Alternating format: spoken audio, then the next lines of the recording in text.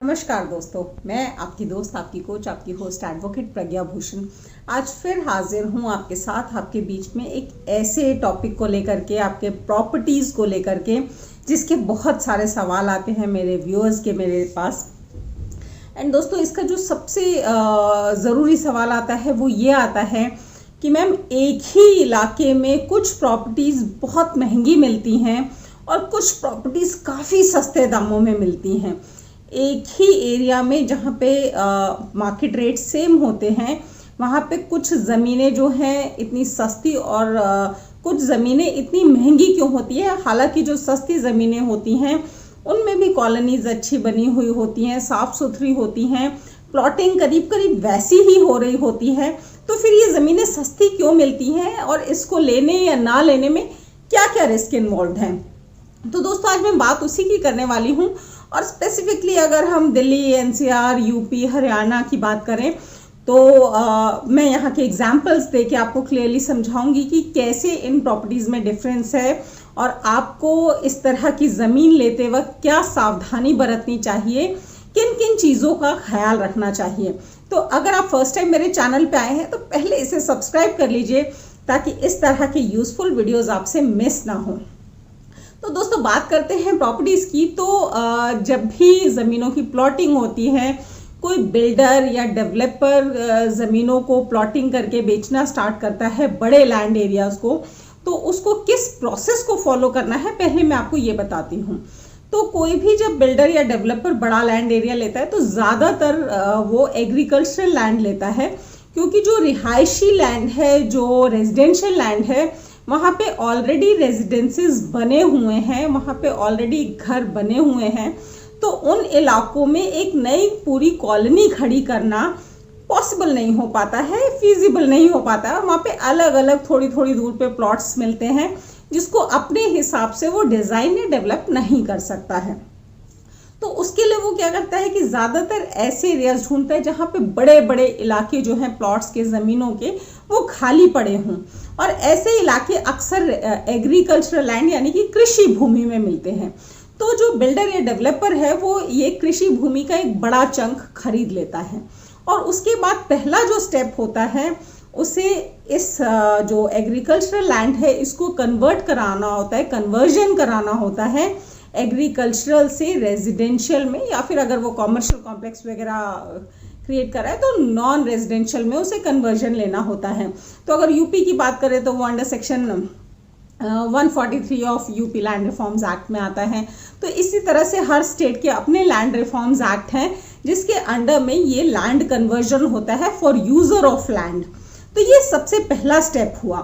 तो जनरली हर डेवलपर या builder land conversion कराता ही है, क्योंकि अगर वो लैंड कन्वर्जन नहीं कराएगा,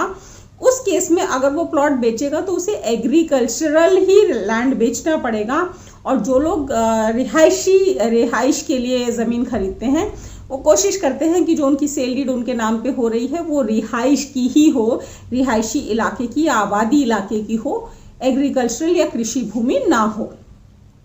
दूसरी चीज़, दूसरा नंबर स्टेप जो दोस्तों होता है कि जो भी कंसर्न्ड अथॉरिटी होती है, जैसे कि अगर हम बात करें कि गाज़ियाबाद डेवलपमेंट अथॉरिटी है, जीडीए, या फिर हुडा हो गई हरियाणा में, या फिर फरीदाबाद डेवलपमेंट अथॉरिटी हो गई,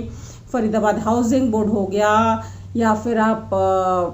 यूपी आवास विकास हो गया। तो जो भी अथॉरिटी, कंसर्न्ड अथॉरिटी है उस इलाके की, वहाँ से इन्हें अपना डेवलपमेंट प्लान सैंक्शन कराना होता है। तो ज़्यादातर ऐसे केस में डेवलपमेंट प्लान जो है उसमें हर चीज़ का आपको ऑप्शन रखना होता है। यानी कि अब अगर आप एक कॉलोनी बनाने जा रहे हैं तो वहाँ पे आपको सैनिटेशन का भी ख्याल रखना है, आपको कुछ एरिया ग्रीन एरिया के लिए एलोकेट करना ही करना है, आपको एक कॉमन वहाँ पे कम्युनिटी एरिया भी करना है, कुछ पार्क्स भी होने चाहिए, कुछ आपको शायद स्कूल वगैरह भी, अगर आपकी बड़ी कॉलोनी है तो स्कूल या हॉस्पिटल के लिए भी ज़मीन थोड़ी सी छोड़नी पड़ती है, सड़कों के साइज़ जो हैं बहुत स्पेसिफाइड होते हैं। तो ये सारा डेवलपमेंट जब सैंक्शन होता है तो पूरे लैंड में से जो डेवलपर है उसको बेचने के लिए जो प्लॉटिंग बचती है वो 40% के आसपास बचती है। यानी कि उसका 60 से 70% जो है कॉमन एरियाज में जो है लैंड यूज हो जाता है, और जो बेचने लायक ज़मीन बचती है वो करीब करीब 35 से 40% बचती है। तो ऐसे में जब 35-40% ही ज़मीन बेचनी है तो ऑब्वियसली उसको पूरी 100% ज़मीन का जो प्राइसिंग है वो उसी 35-40% में निकालना है, जिसकी वजह से उसकी ज़मीन का रेट बढ़ जाएगा। इसके अलावा इस बिल्डर या डेवलपर को रेरा के अंडर रजिस्टर्ड होना बहुत ज़रूरी है, क्योंकि अगर रेरा के अंडर वो रजिस्टर्ड नहीं है तो चांसेस आर हाई कि वो बहुत सारे कंप्लायंसेस पूरे ही नहीं कर रहा है जो कि रेरा में कंपल्सरी हैं।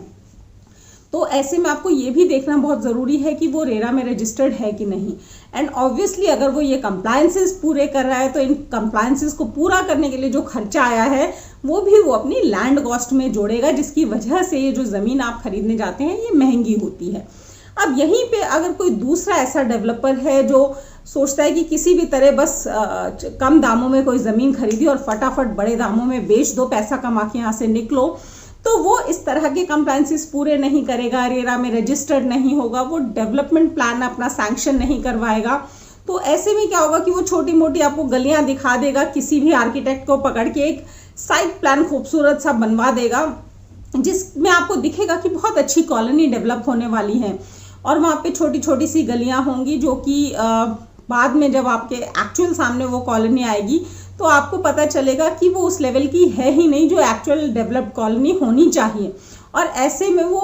70-80 या इवन 90% तक लैंड बेच लेता है और सिर्फ 10% लैंड को ही कॉमन एरियाज में यूज़ करता है। तो जब वो 80-90% लैंड बेच रहा है तो उसका जो लैंड कॉस्ट है वो ऑब्वियसली कम हो जाता है। उसके अलावा वो बाकी कंप्लायंसेस भी नहीं पूरी करता, जिस तरह से सैनिटेशन देने का होता है, ग्रीन एरिया होता है, कॉमन एरियाज होता है, तो उसमें भी उसके काफ़ी खर्चे बच जाते हैं, इसलिए उसकी लैंड कॉस्ट जो है कम हो जाती है और वो आपको सस्ते में ज़मीनें दे देता है। तो दोस्तों ये तो प्रोसीजर था एक प्रॉपर सैंक्शन कॉलोनी का, और जो दूसरे फर्जीवाड़े से ज़मीनें बेच रहे हैं एग्रीकल्चरल की, उसका प्रोसेस था। अब इसमें आपको, अगर आप ये सस्ती ज़मीनें लेते हैं तो आपको क्या नुकसान है, अगर हम उसकी बात करें तो पहली चीज़, अगर लैंड कन्वर्जन नहीं हुआ है, रेजिडेंशियल में नहीं कन्वर्ट हुआ है और एग्रीकल्चरल ही है, तो जो सबसे पहली चीज़ आएगी कि एग्रीकल्चरल लैंड पे आपको घर बनाने में या घर खरीदने में कभी भी होम लोन या लोन अगेंस्ट प्रॉपर्टी किसी भी बैंक या एनबीएफसी या कहीं से भी मिलना बहुत मुश्किल होगा, इनफैक्ट नहीं मिलेगा, क्योंकि बैंक जो है एग्रीकल्चरल लैंड यानी कि कृषि भूमि को नॉन पेमेंट ऑफ लोन के वक्त बेचने का अधिकार नहीं रखता है। सरफेसी में वो लैंड एप्लीकेबल नहीं होती है, तो कभी भी बैंक उस प्रॉपर्टी को अटैच करके बेच के अपना पैसा नहीं रिकवर कर सकता है, और क्योंकि उस प्रॉपर्टी से उसका पैसा नहीं रिकवर हो सकता, इसलिए वो उस प्रॉपर्टी को मॉर्टगेज करके होम लोन या लोन अगेंस्ट प्रॉपर्टी भी नहीं देता है। तो ये तो पहला इशू हुआ। दूसरी चीज़ दोस्तों, अगर आपकी कॉलोनी सैंक्शनड है ही नहीं, रिहायशी में आई ही नहीं है, और कल को भारत सरकार का या स्टेट गवर्नमेंट का कोई डेवलपमेंट प्रोजेक्ट वहाँ होता है, तो क्योंकि आपका कभी वो रिहायशी में जो गवर्नमेंट प्लान्स हैं उसमें कभी शो ही नहीं हो रहा था, कभी वहाँ पे सैंक्शंस मिले ही नहीं थे, तो चांसेस आर हाई कि वो ज़मीन अटैचमेंट में या एक्विजिशन में, गवर्नमेंट एक्विजिशन में आ जाए, जो कि आपको 10 से 15 साल बाद शायद पता चले कि आपने जहाँ पे अपना खूबसूरत सा घर बनाया वो तो सरकारी एक्विजिशन में आ चुका है लैंड। और ऐसे में एक्विजिशन होने के बाद आपको, बिकॉज आपने तो 100 गज 200 गज ज़मीन ली है, तो आपका नाम भी नहीं चढ़ा हुआ है रेवेन्यू रिकॉर्ड में, तहसील रिकॉर्ड में, तो आपको कॉम्पनसेशन मिलने के चांसेस भी ना के बराबर होते हैं। यानी कि आपने वो जो सस्ते में ज़मीन खरीदी थी वो 0 पैसे में फ्री में कहीं चली जाएगी और आप हाथ मलते रह जाएंगे, कुछ आपके हाथ नहीं लगेगा, जो कि सबसे बड़ा डर है इस तरह की कॉलोनीज़ में। दूसरी चीज़ दोस्तों की, क्योंकि आपने अगर एग्रीकल्चरल लैंड लिया है या ऐसी ज़मीन खरीदी है जो कि डेवलपमेंट अथॉरिटी से ऑथराइज नहीं है, और आप जो उसका यूज़ है वो अलग तरीके से कर रहे हैं, जैसे कि आप कृषि भूमि का यूज़ रिहायशी में कर रहे हैं या कॉमर्शियल में कर रहे हैं, तो वो जो है मिसयूज़र कहलाएगा अथॉरिटी के हिसाब से, मिसयूज़र ऑफ लैंड यूज़। तो उस केस में अथॉरिटी के पास पावर होती है कि वो आपके उस घर को या आपकी दुकान को या कॉमर्शियल कॉम्प्लेक्स को सील कर सकते हैं या डिमोलिश भी कर सकते हैं अगर उसकी कंस्ट्रक्शंस गलत हैं, एज पर सैंक्शन प्लान नहीं है, उस एरिया के बायलॉज के हिसाब से नहीं है। तो ये भी एक खतरा एनी टाइम आपके सर पे मंडराता रहता है, जिससे आपको सावधान रहना है। तो मैं आपको यही सजेस्ट करूंगी कि सस्ती ज़मीनों के चक्कर में ना पड़े, सस्ते बिल्डर्स के फर्जीवाड़े में ना पड़े, और कोई भी ज़मीन लेने से पहले कुछ बेसिक इंक्वायरी ज़रूर कर लें कि वो जो कॉलोनी डेवलप हो रही है वो प्रॉपर सैंक्शनड है कि नहीं, वहाँ पे जो रोड्स निकाली जा रही हैं, जो ग्रीन एरियाज निकाले जा रहे हैं, जो प्लॉटिंग हुई है वो एज पर सैंक्शन प्लान है कि नहीं, जो आपका डेवलपर या बिल्डर है वो रेरा में रजिस्टर्ड है कि नहीं। क्योंकि अगर आपको उस केस में कोई तकलीफ होती है, कोई दिक्कत होती है उस डेवलपर या बिल्डर से, तो आप रेरा अथॉरिटी में जाकर के उसके खिलाफ कंप्लेंट कर सकते हैं, उसके खिलाफ एक्शन हो सकता है। लेकिन अगर वो रजिस्टर्ड ही नहीं है तो इसके भी चांसेस ब्लीक हो जाते हैं। आप किस अथॉरिटी के पास जाएंगे, कैसे किस डोर टू डोर लड़ेंगे, ये एक मुश्किल काम हो जाता है। तो अपनी ज़मीन को ख़रीदने से पहले उसकी इंक्वायरी प्रॉपर कीजिए, उसके बिना उस ज़मीन को ना लें। तहसील में जा कर के उस ज़मीन की इंक्वायरी कर लें कि कहीं वो एक्विजिशन में तो नहीं है, किसी सरकारी जो एक्वायर की जाती है सरकारी प्लान्स के लिए, डेवलपमेंटल प्लान्स के लिए, उसमें तो नहीं आ रही है वो ज़मीन, वो प्रॉपर आबादी इलाके में है कि नहीं है, उसका कन्वर्जन प्रॉपर रेजिडेंशियल में हो चुका है या नहीं हो चुका है। इन चीज़ों की बेसिक जानकारी लेना बहुत ज़रूरी है कोई भी